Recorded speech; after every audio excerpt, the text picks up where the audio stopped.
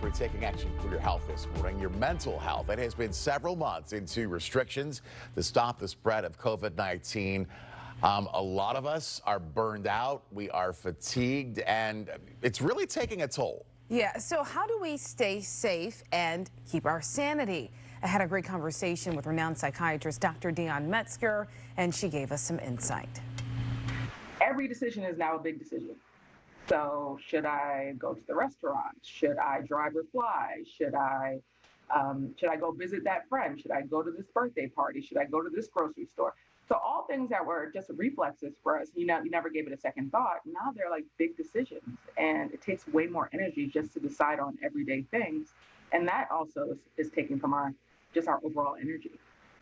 You hit the nail on the head where it is so much energy to make even the simplest decisions. But we're seeing cases rise as we're in this second wave. So how do we balance just being tired of it, but still making sure we're keeping ourselves safe? I say, first of all, follow the precautions as much as you can. And if you have to contemplate whether you have to go somewhere and you think you're going to be fearful when you're there, just don't bother going.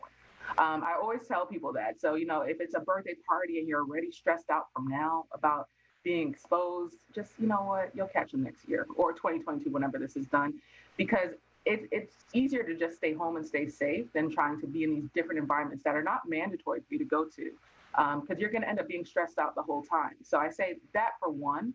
If you don't have to go, don't. Also, just really paying attention to what's around you. I talked about the pandemic bubble, where you have to be really careful of what information you're letting in. So some people are responding by catastrophizing and thinking this is the worst thing in the world. And then there's some people who, like you said, just throwing their hands up and they're like, you know what, we're just going to get through this and see what happens. But if the people who are catastrophizing are stressing you out, or the people who don't care are stressing you out, try to limit your exposure to how much you're hearing from them. A lot of people are feeling stressed out with being judged by others. So you're being judged because you're sending your kids to school. You're being judged because you're choosing to go here.